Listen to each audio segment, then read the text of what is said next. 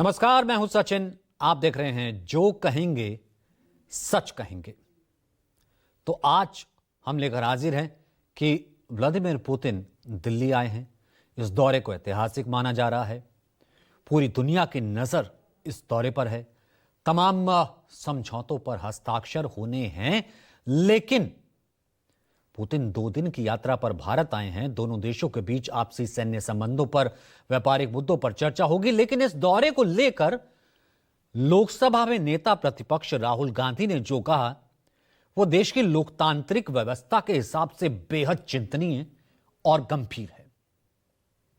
राहुल ने कहा, जब भी कोई राष्ट्राध्यक्ष भारत आता है तो नेता प्रतिपक्ष को उससे मिलने नहीं दिया जाता, जबकि ऐसी परंपरा रही है। लेकिन प्रधानमंत्री नरेंद्र मोदी इसे फॉलो नहीं करते हैं। अब सवाल यह कि क्या राहुल गांधी से पीएम मोदी असुरक्षित महसूस करते हैं, जिस वजह से उनकी मुलाकात विदेशी राष्ट्राध्यक्षों से नहीं करवाते, या वजह कुछ और है? दुनिया का सबसे बड़ा लोकतांत्रिक देश होने के नाते मौजूदा मोदी सरकार अपने नेता प्रतिपक्ष की मुलाकात विदेशी राष्ट्राध्यक्षों से क्यों नहीं करवाती है? और सवाल यह भी कि क्या वाकई में नेता प्रतिपक्ष बनने के बाद से राहुल गांधी को किसी विदेशी राष्ट्राध्यक्ष से मुलाकात नहीं करने दी गई क्या? दूसरी स्टोरी आपकी हवाई यात्रा से जुड़ी हम लेकर के आए हैं। आप भी अगर इन दिनों कहीं फ्लाइट से आने जाने वाले हैं तो आज का यह शो देखना आपके लिए बेहद जरूरी है। सवाल यह कि पिछले कई दिनों से लगातार क्यों कैंसिल हो रही हैं इंडिगो की फ्लाइट्स। सवाल यह, एविएशन सेक्टर के लिए डीजीसीए ने ऐसा क्या नियम बनाया है जिससे देश की सबसे बड़ी एयरलाइन कंपनी में हड़कंप मच गया है। वहीं तीसरी स्टोरी आपके लिए लेकर आए हैं जो कि भारतीय रुपए से जुड़ी है, जो आज भी डॉलर के मुकाबले गिर गया। सवाल यह कि रिकॉर्ड स्तर पर गिरा रुपया अब कहां जाकर थमेगा। रुपए का स्तर गिरने से देश की अर्थव्यवस्था पर क्या असर पड़ता है, आज ये समझाएंगे। आज इसी पर जो कहेंगे सच कहेंगे।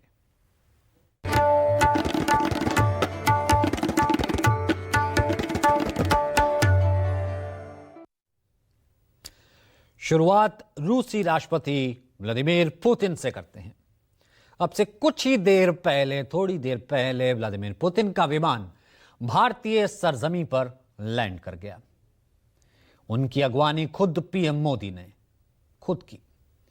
एयरपोर्ट से दोनों नेता एक साथ सीधे पीएम आवास पहुंचे। वहां उनका प्राइवेट डिनर है। पुतिन तकरीबन 30 घंटे भारत में रहेंगे। पुतिन अपने 2 दिवसीय भारत दौरे में भारत रूस के 23वें वार्षिक शिखर सम्मेलन में भी हिस्सा लेंगे। पुतिन का ये भारत दौरा कई मायनों में बेहद अहम है, खासकर व्यापार विस्तार, रक्षा, तकनीक हस्तांतरण और ऊर्जा सहयोग को लेकर। इसके तहत कई डील्स होनी हैं। यूक्रेन के साथ रूस का युद्ध और भारत के साथ ट्रंप के टैरिफ वॉर के बीच पुतिन का यह दौरा काफी मायने रखता है। साथ ही यह दौरा भारत की स्वतंत्र विदेश नीति और रणनीतिक साझेदारी को भी दिखाता है। मगर उससे पहले आपको पुतिन के इस दौरे को लेकर कांग्रेस नेता और लोकसभा में नेता प्रतिपक्ष राहुल गांधी ने मोदी सरकार पर जो गंभीर आरोप लगाए वो बताते हैं। यह बताना हमारे लिए इसलिए भी जरूरी है क्योंकि आपको इससे पता चलेगा कि देश की मौजूदा मोदी सरकार के लिए लोकतांत्रिक मूल्य कितने अहमियत रखते हैं। दरअसल राहुल गांधी ने पुतिन के दौरे से ठीक पहले मोदी सरकार पर हमला करते हुए आरोप लगाया कि दूसरे देशों से आने वाले राष्ट्राध्यक्षों से मोदी सरकार नेता विपक्ष एलओपी यानी कि उन्हें मिलने नहीं देती, और पीएम मोदी ऐसा इनसिक्योरिटी की वजह से करते हैं। जनरली इस सरकार की पॉलिसी है, नॉर्मली ट्रेडिशन होता है कि एलओपी के साथ जो भी बाहर से आते हैं उनकी मीटिंग होती है। ये वाजपेयी जी के टाइम होता था, मनमोहन सिंह जी के टाइम होता था, ये ट्रेडिशन रहा है। बट आजकल क्या होता है कि जो फॉरेन डिग्नेटरीज आते हैं या जब मैं कहीं बाहर जाता हूं तो सरकार उनको सजेस्ट करती है कि एलओपी से नहीं मिलना चाहिए। तो ये इनकी पॉलिसी है, ये हर बार करते हैं। जब मैं बाहर जाता हूँ ये करते हैं, जब लोग यहाँ आते हैं मैं करता हूँ। हमें मैसेज मिलता है कि हमें बताया गया है कि सरकार हमसे कहती है कि आपसे नहीं मिलना है। रिलेशन तो सबके साथ है। जो एलओपी एक दूसरा पर्सपेक्टिव देता है। हिंदुस्तान को हम भी रिप्रेजेंट करते हैं। हाँ? सिर्फ सरकार नहीं रिप्रेजेंट करती है। तो सरकार नहीं चाहती कि ऑपोजिशन के लोग बाहर के लोगों से मिले। ये ट्रेडिशन है, ये नॉर्म है, बट मोदी जी इस नॉर्म को फॉलो नहीं करते हैं। फॉरेन मिनिस्ट्री इस नॉर्म को फॉलो नहीं करती। Thank you. नहीं चाहते सर आप इनसिक्योरिटी है। अब राहुल का यह बयान कई मायनों में अहमियत रखता है। खासकर एक लार्जेस्ट डेमोक्रेटिक देश के लिए बहुत बड़ी बात हो जाती है कि नेता प्रतिपक्ष को दूसरे देश के राष्ट्राध्यक्षों से ना मिलने दिया जाए, उनके लिए कोई प्रस्तावित शेड्यूल ना रखा जाए। राहुल के इस आरोप के समर्थन में न सिर्फ पूरी कांग्रेस बल्कि इंडिया गठबंधन के तमाम साथी भी एकजुट हो गए। समाजवादी पार्टी से लेकर आरजेडी तक न सिर्फ राहुल के आरोपों का उन्होंने समर्थन किया बल्कि यह भी कहा कि मोदी सरकार हर परंपरा बदल रही है और यह इनसिक्योरिटी की वजह से खत्म हो रहा है। बहुत अजीब बात है। ये प्रोटोकॉल होता है। कोई भी विजिटिंग डिग्नेटरी एलओपी से मिलते हैं और रिक्वेस्ट करते हैं तो मिलते हैं। तो इस प्रोटोकॉल का रिवर्सल मतलब इस सरकार की जो जनरल जो जितनी भी नीतियां हैं वो इसी आधार पर है। वो सब खुद घेरना चाहते हैं, कोई और आवाज को उठने ही नहीं देना चाहते, किसी और का कुछ पक्ष सुनना ही नहीं चाहते और जो प्रोटोकॉल्स हैं उनको भी तोड़ रहे हैं। तो एक लोकतंत्र का प्रोटोकॉल होता है, उसको निभाना चाहिए। अब भगवान जाने किस बात का डर। परंपराएं बदली हैं जब से भारतीय जनता पार्टी आई है और उसी श्रृंखला में ये एक और परंपरा है जहां पे ऑपोजिशन लीडर से भी कोई भी विदेश के जो डिप्लोमेट्स आते हैं या फिर लीडर्स आते हैं तो एक ये परंपरा थी वो जहां पक्ष से मिलते थे वहीं विपक्षी नेताओं से भी मिलते थे। तो कहीं ना कहीं भारतीय जनता पार्टी इन परंपराओं को बदल रही है। लीडर ऑफ अपोजिशन कह रहे हैं ना, जैसे सरकार चुनी जाती है ना, विपक्ष भी चुना जाता है और देश के मानस के बारे में जानने के लिए तो अलग अलग पहलुओं, ये हमारी परंपरा भी रही थी। इस परंपरा को किसकी इनसिक्योरिटी से खत्म किया जा रहा है? अब राहुल गांधी से लेकर विपक्ष के तमाम नेता एक सुर में मोदी सरकार पर आरोप लगा रहे हैं कि यह सरकार तमाम ट्रेडिशन को तोड़ रही है। हालांकि इस पर बीजेपी ने भी पलटवार किया। बीजेपी की ओर से कहा गया कि यह पूरी तरह अनुचित है और यह राहुल गांधी का गैर जिम्मेदाराना बयान है। लीडर ऑफ ऑपोजिशन की हैसियत से, एलओपी की हैसियत से आदरणीय राहुल गांधी जी ने आज जिस प्रकार की बात की है ये न केवल अनुचित है मगर मुझे लगता है कहीं न कहीं this does not present India in a good light और ये एक इररेस्पॉन्सिबल स्टेटमेंट है राहुल गांधी का। The statement is without any facts, इसमें कोई फैक्ट नहीं है। पहली बात मैं आपको बता दूं, राहुल गांधी जी का कहना था कि जो फॉरेन डिग्निटरीज आते हैं उनसे भारत सरकार एलओपी को मिलने नहीं देती है because the government of India has a sense of insecurity. Bharat सरकार में एक सेंस ऑफ इनसिक्योरिटी है। भारत सरकार में क्यों इनसिक्योरिटी रहेगी? खैर, अब समझिए राहुल गांधी ये आरोप क्यों लगा रहे हैं कि मोदी सरकार लीडर ऑफ ऑपोजिशन का विदेशी राष्ट्राध्यक्षों से मिलने वाली परंपरा को खत्म कर रही है। आपको तारीख के साथ कुछ तस्वीरें दिखाते हैं। दो तस्वीरें आप देखिए। ये दोनों तस्वीर साल 2000 की हैं। एक तस्वीर में रूसी राष्ट्रपति व्लादिमीर पुतिन अटल बिहारी वाजपेयी से मिल रहे हैं। दूसरी तस्वीर है सोनिया गांधी की जिसमें वो उनसे मुलाकात कर रहे हैं। पहली तस्वीर 2 अक्टूबर 2000 की है जब पुतिन ने नई दिल्ली में उस वक्त के प्रधानमंत्री अटल बिहारी वाजपेयी से मुलाकात की थी। अब इसके ठीक एक दिन बाद 4 अक्टूबर 2000 को पुतिन सोनिया गांधी से मिले थे। उस वक्त सोनिया गांधी देश की लीडर ऑफ ऑपोजिशन थी और व्लादिमीर पुतिन का बतौर राष्ट्रपति ये पहला दौरा था। अब 2003 की तस्वीर देखिए। पहली तस्वीर जो तब के प्राइम मिनिस्टर यानी कि अटल बिहारी वाजपेयी की है, इजराइल के तत्कालीन पीएम एरियन शैरोन से मुलाकात कर रहे हैं। सेकंड फोटोग्राफ एरियन शैरोन की सोनिया गांधी से मुलाकात 10 सितंबर 2003 की, दिल्ली की, जब देश में वाजपेयी जी पीएम थे और Sonia Gandhi leader of opposition. अब यह परंपरा आगे आते हैं मनमोहन सिंह सरकार, वहां पर भी बरकरार रहती है। एक तस्वीर आपको दिखाते हैं, मनमोहन सिंह, बराक ओबामा आते हैं, उनसे मिल रहे हैं। सेकंड फोटोग्राफ, दूसरी तस्वीर सुषमा स्वराज से भी मिल रहे हैं वो। ये दोनों तस्वीर साल 2010 की हैं और दिल्ली की हैं। पहले 7 नवंबर 2010 को तत्कालीन पीएम मनमोहन सिंह से मिले थे बराक ओबामा, फिर अगले ही दिन 8 नवंबर 2010 को तत्कालीन नेता प्रतिपक्ष leader of opposition Sushma Swaraj से मिले थे ओबामा। उस वक्त बराक ओबामा अमेरिका के राष्ट्रपति थे। तो ये तमाम तस्वीरें बताती हैं कि राहुल गांधी ने जो आरोप लगाया है कि मौजूदा मोदी सरकार नेता विपक्ष को दूसरे देशों के राष्ट्राध्यक्षों से मिलने की जो परंपरा रही है उसे खत्म कर रही है, यह साफ जाहिर करता है। हालांकि इसके पीछे भी बीजेपी अपना तर्क दे रही है। पॉलिटिकल बात लड़ाई इंडिया में करे वो उसका कोई प्रॉब्लम नहीं है, लेकिन प्रदेश में जाते हैं, यूएस में जाते हैं, कहीं भी जाते हैं तो भारत सरकार की और देश की टीका करने का काम करते हैं। इसीलिए मान लो कि सरकार उसको कोई भी ओपोजिशन पार्टी वाले को रोकती क्यों है, तो उनके व्यवहार वर्तन से रोकती है। व्यवहार वर्तन सुधारे तो कोई सवाल नहीं है। कांग्रेस के टाइम में ओपोजिशन वाले थे, वाजपेयी थे, अडवाणी जी थे, तो वो सरकार की फेवर करते थे, वहां जाके अच्छी बात करते थे कि हमारी सरकार ये कर रही है, हमारी सरकार ये कर रही है। ये नेगेटिव बात करने वाले आदमी को सरकार सही में दूर ही रखे, उसमें कोई गलत नहीं है। अब आपके जहन में सवाल उठ रहा होगा कि क्या देश के लीडर ऑफ ऑपोजिशन का दूसरे देशों के राष्ट्राध्यक्षों से मिलने का कोई प्रोटोकॉल है, कोई नियम है? इसका जवाब है नहीं। दरअसल विदेशी राष्ट्राध्यक्षों का भारत दौरे पर विपक्ष के नेता से मिलना कोई तय और आधिकारिक नियम नहीं है, लेकिन इसे लोकतांत्रिक परंपरा और शिष्टाचार का हिस्सा माना जाता है। भारत सरकार या विदेश मंत्रालय MEA इसके लिए जारी किए गए प्रोटोकॉल से स्पष्ट रूप से यह अनिवार्य नियम नहीं है कि हर विदेशी राष्ट्राध्यक्ष आता है वो विपक्ष के नेता से मिले ही मिले। भारत की संसदीय लोकतंत्र की प्रकृति को देखते हुए ये एक स्थापित परंपरा रही है।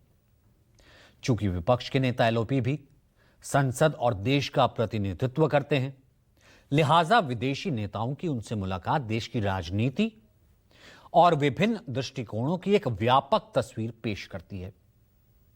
हालांकि यह मुलाकात मुख्य रूप से आने वाले विदेशी नेता के कार्यक्रम पर भी निर्भर करती है कि उस नेता के पास वक्त है या नहीं है। एक प्रोटोकॉल होता है क्या कि कोई आए तो सब लोग नेता मिलते हैं या फिर लीडर ऑफ ऑपोजिशन नहीं मिलते हैं? क्या इस बारे में है कोई प्रोटोकॉल होता है जिसके बारे में आप बताना चाहेंगे? मेरी जानकारी में ऐसे कोई प्रोटोकॉल नहीं है कि सभी को मिलना है। जो मुलाकात होनी है वो उनके समय के दृष्टि से और उनके मतलब खुद का अवेलेबिलिटी के बाद से तय होती है। तो इस पे कोई मतलब fix agreed between the two countries, agreed between, मतलब जो आप जनरली कह रहे हैं, मतलब जितने भी विजिट्स हुए हैं, अगर मैं चाहता हूं कि किसी मैं और मतलब राष्ट्रपति प्रधानमंत्री के अलावा किसी और को मिलना चाहता हूं तो उसमें कोई हर्ज नहीं होनी चाहिए, मिल लेते हैं। अगर समय नहीं है तो मिल नहीं सकते। हालांकि ऐसा नहीं है कि राहुल गांधी जब से लीडर ऑफ ऑपोजिशन बने हैं तब से किसी फॉरेन डिग्निटी से उनकी मुलाकात नहीं हुई है। 9 जून 2024 को राहुल गांधी देश के नेता विपक्ष बने थे, तब से उनकी मुलाकात कई राष्ट्राध्यक्षों से हो चुकी है, यह भी एक सच्चाई है। बीजेपी ने बाकायदा तारीख दर तारीख लिस्ट जारी की है। उसके मुताबिक 10 जून 2024 को बांग्लादेश की तत्कालीन पीएम शेख हसीना से दिल्ली में उनकी मुलाकात हुई थी। 1 अगस्त 2024 को वियतनाम के पीएम आए थे दिल्ली, तब राहुल मिले थे। इसके बाद 21 अगस्त 2024 को मलेशिया के प्रधानमंत्री अनवर इब्राहिम से राहुल गांधी की बाकायदा मुलाकात हुई थी। फिर 8 मार्च 2025 को न्यूजीलैंड के पीएम क्रिस्टोफर लक्सन बाकायदा LOP के नाते राहुल गांधी की मुलाकात हुई थी। और अभी कुछ दिन पहले ही 16 सितंबर 2025 को मॉरिशस के पीएम नवीन चंद्र राम गुलाम से भी राहुल गांधी मिल चुके हैं। ये तस्वीर आप देख रहे हैं। फिर आगे बढ़ते हैं, अब बात करते हैं दूसरी स्टोरी का, भारत की बजट फ्रेंडली एयरलाइंस का, इंडिगो का। आज देश की कई एयरपोर्ट्स पर इंडिगो की फ्लाइट्स रद्द होने के कारण यात्रियों को भारी परेशानी झेलनी पड़ी। हो सकता है आपने भी यह परेशानी झेली हो। दिल्ली, मुंबई, हैदराबाद समेत कई बड़े शहरों में इंडिगो की उड़ान सेवाएं अचानक प्रभावित हो गई। पटना और इंदौर से शहरों में भी इंडिगो की उड़ान पर बुरा असर पड़ा। इसका सीधा असर उन लोगों पर पड़ा जो यात्रा के लिए एयरपोर्ट पहुंचे थे, लेकिन उनकी फ्लाइट समय पर टेक ऑफ नहीं कर पाई। आज लगातार तीसरा दिन था जब इंडिगो की उड़ानों पर इतना बुरा असर पड़ा। इससे पहले मंगलवार और बुधवार को भी 200 से ज्यादा उड़ानें रद्द करनी पड़ी थी, जिससे हजारों यात्रियों को भारी परेशानी हुई। देश के कई एयरपोर्ट्स पर गुरुवार को अफरा तफरी मच गई। इंडिगो की फ्लाइट्स कैंसिल होने के कारण एयरपोर्ट पर यात्री परेशान हो गए। किसी को 8 घंटे इंतजार करना पड़ा, किसी को 10 घंटे। दिल्ली, मुंबई सहित कई एयरपोर्ट्स पर यात्रियों को परेशानी हुई। इस अफरा तफरी के बीच निराश यात्री एयरलाइन कर्मचारियों से बहस करने लगे। कोई फायदा नहीं हुआ। सबसे बड़ी समस्या थी टाइमिंग ना बताने की, और ये भी क्लैरिटी नहीं थी कि फ़्लाइट कैंसिल होगी या चलेगी। तो उस कारण हमें जो अनवांटेड टाइम के लिए वेट करना पड़ा। विदाउट इन्फॉर्मेशन कैंसिल किया है, फ्लाइट की कोई इन्फॉर्मेशन नहीं है हमारे पास, और ये फेक न्यूज़ दे रहे हैं कि आपके पास मैसेज आया। नंबर मेरा वही है, इस नंबर पे मेरे को सारी डिटेल्स आती हैं, इनकी तरफ से कोई मैसेज नहीं आया। मेरा भी लॉस होगा, मैं जो काम पे चल रहा हूँ ना, उधर का लॉस होगा, वो कौन देगा? इंडिगो तो नहीं देगा। वो बोल रहे कि कल के लिए शेड्यूल करेंगे। फ्लाइट हम लोगों का जो है कैंसिल है, और इसके लिए ना तो कोई मैसेज, ना फोन, कुछ नहीं। जब हम लोग घर से निकल के जो है एयरपोर्ट आ गए, तब पता चल रहा है कि फ्लाइट कैंसिल है। दिल्ली के IGI एयरपोर्ट पर यात्री सबसे ज्यादा प्रभावित नजर आए। रात 12 बजे ही इंडिगो की 3 दर्जन से अधिक घरेलू और अंतर्राष्ट्रीय उड़ानें रद्द कर दी गई। IGI एयरपोर्ट पर सुबह चेक इन सिस्टम गड़बड़ाते ही यात्रियों की भीड़ जमा हो गई। देश भर में कुल 300 से अधिक उड़ानें प्रभावित हुई और हजारों यात्री परेशान हुए। दिल्ली, जयपुर, अहमदाबाद, सूरत, मुंबई, पुणे, बेंगलुरु, कोच्चि, इंदौर, पटना, कोलकाता, हैदराबाद और चेन्नई एयरपोर्ट्स पर फ्लाइट्स कैंसिल होने के कारण यात्रियों को सबसे ज्यादा परेशानी हुई। मुंबई के छत्रपति शिवाजी महाराज इंटरनेशनल एयरपोर्ट पर यही हाल था। यहां भी इंडिगो की कई उड़ानों में देरी के कारण यात्रियों को परेशानी हुई। यात्रियों को एयरलाइंस काउंटर पर जाकर लंबी लाइनों में इंतजार करना पड़ा। दिल्ली एयरपोर्ट पर आज इंडिगो की कुल 95 उड़ानें रद्द हुई। इनमें 48 दिल्ली से जाने और 47 आने वाली घरेलू और इंटरनेशनल फ्लाइट्स थी। वहीं मुंबई में 86, बेंगलुरु में 50, हैदराबाद में 70, जयपुर में 4 और इंदौर में इंडिगो की 3 उड़ानें रद्द हुई। एक दिन पहले यानी बुधवार को भी इंडिगो की 200 से ज्यादा उड़ानों पर असर पड़ा। फ्लाइट्स कैंसिल होने के कारण कई रूट्स पर किराया आसमान छूने लगा। कुछ रूट्स पर तो फ्लाइट्स का किराया 50,000 से 70,000 के पार पहुंच गया। मुंबई से बेंगलुरु का किराया 50 से 70,000 के बीच हो गया, जबकि मुंबई से दिल्ली के बीच 30 से 36,000। दिल्ली से बेंगलुरु 50 से 70,000, मुंबई से गोवा 25 से 53,000, मुंबई से अहमदाबाद 25 से 63,000 और दिल्ली से अहमदाबाद का किराया 23,000 से 66,000 के बीच पहुंच गया। हम लोग को टिकट नहीं मिल रहा है। बाहर हम लोग कोशिश कर रहे हैं टिकट का, एक टिकट का 36,000, 38,000, 40,000 भाव दिखा रहा है, लेकिन हम लोग गरीब आदमी है। देखो उसका माँ बाप बैठा हुआ है, उसका एक ही लौता बेटा था, दुनिया से गया है, अभी बेड बॉडी अलग जगह में पड़ा हुआ है, देख नहीं पा रहे हम लोग। इंडिगो हर दिन 2000 से अधिक घरेलू और अंतर्राष्ट्रीय उड़ानें ऑपरेट करता है। यह संख्या एयर इंडिया के एक दिन के संचालित उड़ानों की तुलना में लगभग 2 गुनी है। इतने बड़े पैमाने पर अगर 10-20% उड़ानें भी देरी से चलें या रद्द हों, तो इसका मतलब होता है 200 से 400 उड़ानें प्रभावित होना, हजारों यात्रियों के लिए मुश्किलें आना। इंडिगो के पास सबसे ज्यादा 434 विमान हैं, जिनके जरिए एक दिन में 2300 से ज्यादा उड़ानें होती हैं। देश की 60% से अधिक घरेलू उड़ानें इंडिगो के पास हैं। फिलहाल इंडिगो के पास 5,456 पायलट हैं और 10,212 कैबिन क्रू। इसके अलावा 41,000 से ज्यादा स्थायी कर्मचारी हैं। इंडिगो ने स्वीकार किया है कि पिछले 2 दिनों से पूरे नेटवर्क में ऑपरेशन काफी बाधित रहा। कंपनी ने असुविधा पर खेद जताते हुए यात्रियों से अपील की है कि वे एयरपोर्ट निकलने से पहले अपनी फ्लाइट की ताजा स्थिति चेक कर लें। DGCA ने इस पूरे मामले में इंडिगो से स्पष्टीकरण मांगा है। मामले पर सियासत शुरू हो गई है। ये बहुत ही दुर्भाग्यपूर्ण है। मैं बार बार जब से सिंधिया जी रहे हों या अभी करंट जो civil aviation minister Ram Naidu ji रहे हों, बार बार मैंने यही मुद्दा उठाया है जो डुओपली क्रिएट हुई है, जहां पे 2 ही एयरलाइंस हैं जिनका सबसे ज्यादा अधिक मार्केट शेयर है और बाकी कोई भी एयरलाइन का ऑप्शन जनता के पास नहीं है। और ये लोग का भी इम्प्लीमेंटेशन और पुअर इंफ्रास्ट्रक्चर के चलते दिक्कतें और सारी प्रॉब्लम्स जो ब्रंट आता है वो पैसेंजर्स पे आता है। हालात को संभालने और ऑपरेशन को वापस सामान्य करने के लिए इंडिगो ने अपनी फ्लाइट शेड्यूल में कुछ बदलाव शुरू कर दिए हैं। ये बदलाव अगले 48 घंटे तक लागू होंगे। इंडिगो का कहना है कि इससे धीरे धीरे उनके पूरे नेटवर्क में पंक्चुअलिटी और नियमित सेवाएं वापस आ सकेंगी। सवाल है कि इंडिगो के पास सबसे ज्यादा 434 विमान हैं, तो फिर कंपनी को क्रू की कमी क्यों हो रही है? इंडिगो का कहना है कि उसके पास पायलट और क्रू की कमी के पीछे सबसे बड़ा कारण नए फ्लाइट टाइम लिमिटेशन यानी FDTL नियम है। दरअसल भारतीय एयरलाइंस के कॉकपिट क्रू की थकान की गंभीर शिकायतें आ रही थी। उसके बाद DGCA ने काम से जुड़े नियमों में बदलाव किए। इसे फ्लाइट ड्यूटी टाइम लिमिटेशन यानी कि FDTL का नाम दिया गया। अब 2 चरणों में लागू किया गया। पहला चरण 1 जुलाई को तो लागू हो गया, दूसरा 1 नवंबर से लागू हुआ। नए नियमों में यात्रियों की सुरक्षा बढ़ाने के लिए पायलट्स और क्रू को पर्याप्त आराम देने पर जोर दिया गया है। FDTL नियमों में साप्ताहिक आराम यह है कि 7 दिन लगातार आप काम कर रहे हैं तो 48 घंटे का रेस्ट दिया जाना चाहिए। नाइट ड्यूटी अब रात 12 से सुबह 6 तक होगी, जबकि पहले थी सुबह 5 बजे तक। नाइट लैंडिंग पर लिमिट लगा दी गई है। पहले पायलट 6 लैंडिंग कर सकते थे, अब सिर्फ 2 की इजाजत है। पायलट्स और क्रू को थकान से बचाने के लिए लगातार नाइट शिफ्ट जो थी उस पर रोक लगाई गई है। लगातार 2 रातों से ज्यादा नाइट ड्यूटी नहीं हो सकती। फ्लाइट ड्यूटी पीरियड्स लिमिट के तहत प्री फ्लाइट और पोस्ट फ्लाइट में अतिरिक्त 1 घंटे से अधिक काम नहीं होगा। इसके अलावा लंबी उड़ानों के बाद ज्यादा रेस्ट देना जरूरी कर दिया गया है, जैसे कि कनाडा US जैसी लंबी उड़ानों के लिए पायलट को 24 घंटे का उसके बाद रेस्ट देना जरूरी है।